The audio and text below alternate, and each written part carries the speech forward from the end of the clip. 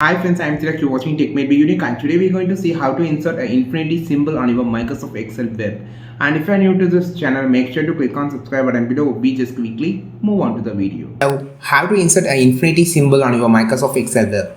So to insert the infinity symbol on your Microsoft Excel web on your computer, if you just go inside the insert option, there is no special character option or there is no symbol option. Instead of that, you can just use your keyboard shortcut, Windows keyboard shortcut.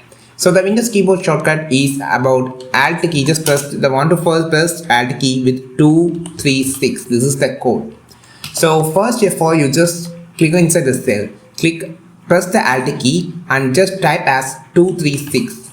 Just leave the key. Automatically, the infinity symbol has been created. You just want to press the Alt key and just type 236 and leave the alternate Alt key. So only the symbol will be created. So press Alt key, type 236. This is how you just create a infinity symbol on your Microsoft Excel web. I think this video helped you a lot. Like this video, share this video, subscribe this channel. We will meet on next video with a super valuable content. This is Tilak signing off from TechMate Be Unique. Have a wonderful day.